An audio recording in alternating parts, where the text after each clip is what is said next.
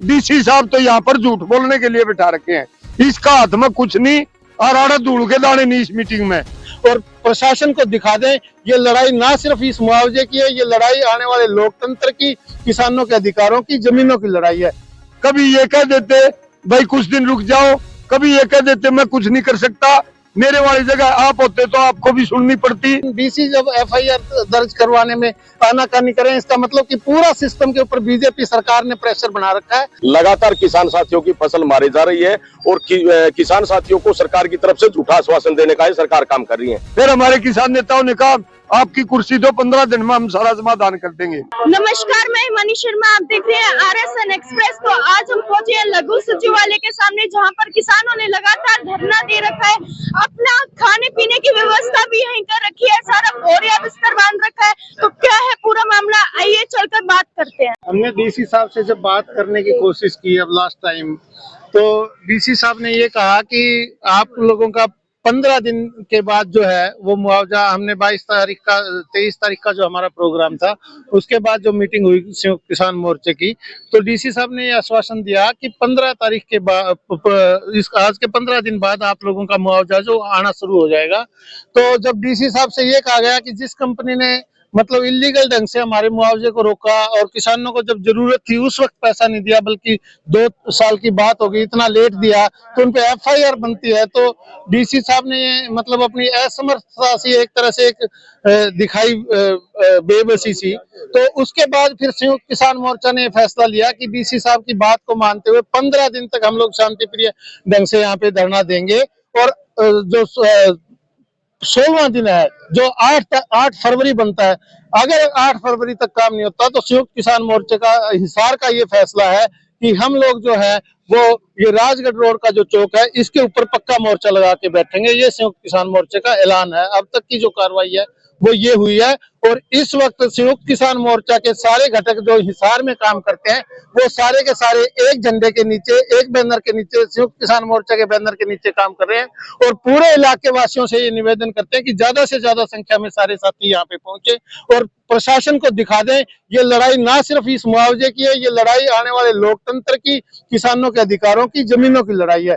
यही बात आपको ये नहीं लगता कि कहीं ना कहीं प्रशासन आपको टरकाने की कोशिश कर रहा है या दबाने की कोशिश कर रहा है कि भाई अभी यहाँ पर ऐसा ना हो या ये लोग मान जाए किसी तरीके से और बड़ा हंगामा ना करे, ऐसा नहीं लगता? नहीं, प्रशासन असल में ऐसा कर रहा है, लेकिन प्रशासनिक अधिकारियों के हाथ में भी नहीं है इस वक्त बातें। इस वक्त जो सरकार है वो ना सिर्फ लोगों के साथ ज्यादती और धक्का कर रही है, बल्कि प्रशासनिक अधिकारियों को साथ भी साथी जो डीसी लेवल रैंक के अधिकारी है वो भी अपनी बेबसी जाहिर करते हैं। मतलब एक एफआईआर के लिए कोई उनके पास ऐसा टेक्निकल नहीं है कि वो ना कर पाए, लेकिन डीसी जब एफआईआर दर्ज करवाने में आनाकानी करें, इसका मतलब कि पूरा सिस्टम के ऊपर बीजेपी सरकार ने प्रेशर बना रखा है।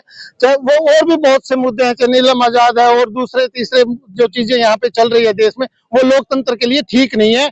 तो इसी कड़ी में ये लड़ाई है जो ये और भी बड़ा रूप लेगी। यहाँ कितने किसान बैठे हुए हैं और किस तरीके से यहाँ कितने दिन से आप लोग बैठे हैं? और जैसे हम पीछे देख रहे हैं बड़ा काफिला आप लोगों का है, ट्रैक्टर ट्राली आई है, बड़ी मशीन जो है वो आई हुई है, क्या कहेंगे कितने दिन से बैठे हैं और कितने किसान आए हुए? आज हमारा धरने का 27वां दिन है। संयुक्त किसान मोर्चा जिला हिसार के तमाम संगठनों के साथी यहाँ पर पहुंचे हुए हैं। हमने 11 तारीख को बड़ा प्रदर्शन करके डीसी साहब को अवगत करवाया था। एडीसी साहब ने हमारे को आश्वासन दिया था भाई 31 दिसंबर तक 72 गामा का बीमा क्लेम तमाम किसानों के खातों में डाला जाएगा और आपका बकाया मुआवजा भी दिया जाएगा।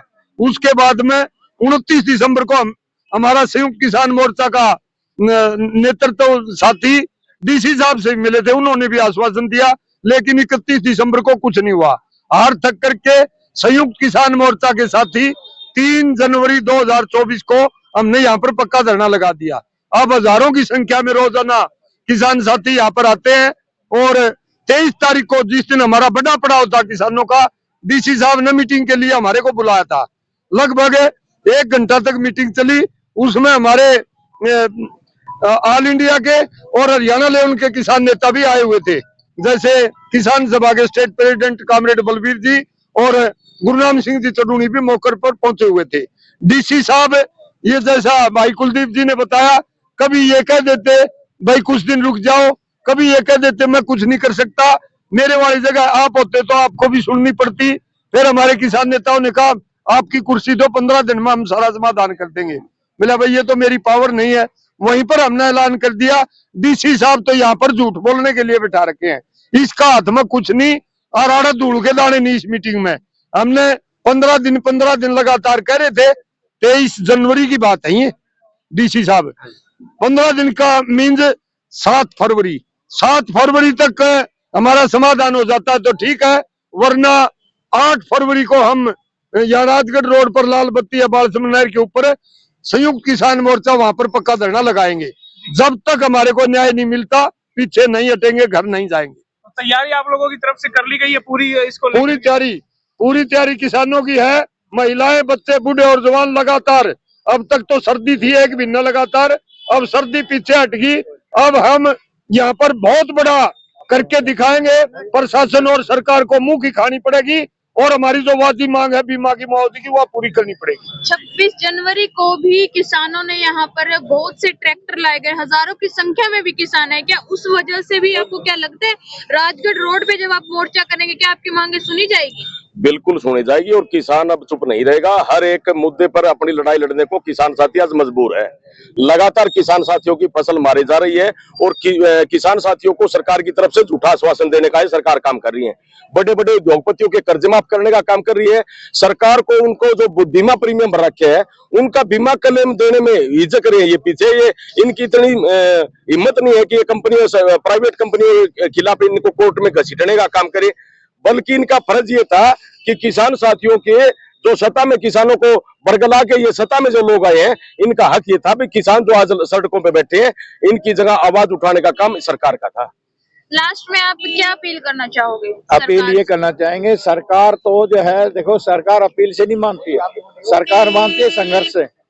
और जब तक हमारा ये संघर्ष जारी रहेगा, और ये नहीं है कि अकेला जो है मुआवजे से ही जो है संबंधित है, मुआवजा है और ये अपना बीमा क्लेम है, उसके अलावा हमारा एमएसपी की भी लड़ाई जो है जारी है और बाकी इतनी मांगे हैं और ये जो है संघर्ष जारी रहेगा। ये मुआवजा मिलने के बाद भी हमारा संघर्ष जो है कभी जो है खाली नहीं बैठेगा और ये सरकार की जो है गलत नीतियों के विरोध में जो है सारी कार्रवाई हो रखी है। आज इस सरकार ने पूरे जन समुदाय को जो है इतना जो है त्रस्त कर रखा है कि इसने कोई जो है कर्मचारी नहीं छोड़ रखा, कोई अधिकारी नहीं छोड़ रखा, कोई भी जो है समुदाय ऐसा नहीं छोड़ रखा कि भाई ये तो सुखी है। सभी को सभी जो है आजकल रोडों पर ला रखे हैं और जो है ये संघर्ष आगे भी जारी रहेगा। ये हमारा फसल का भी और नस्ल का भी, हमारे देश के भविष्य की लड़ाई है ये। जब तक जो है देश सुरक्षित नहीं होगा, देश सुरक्षित कब होगा?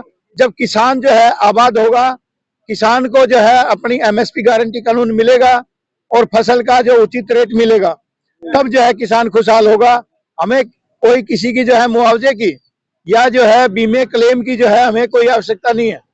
जब हमें अपनी जो फसल का पूरा भाव मिलेगा, पूरा रेट मिलेगा, तो हमें जो है कोई किसी जरूरत नहीं है।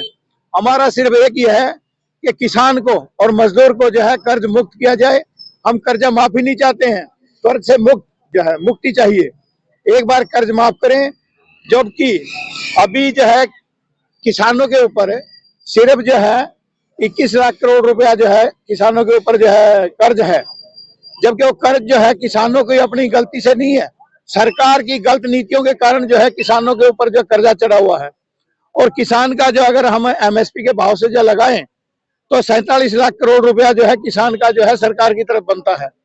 हमारा मकसद यही है कि भाई जो है किसान का जो है 21 लाख करोड़ रुपया जो है वो जो है माफ किया जाए और जो है 26 लाख करोड़ रुपया जो बचता है वो किसान को जो है किस्तों में जो है किसान के खाते में डाला जाए। किसानों को कहना है जो 72 गांव का मुआवजा है, जब तक वो मुआवजा नहीं दिया जाता, जब तक किसान ऐसे ही लगातार धरने पर बैठे रहेंगे। तो आपकी क्या राय है? कमेंट सेक्शन में आपकी राय डालना ना भूलिए।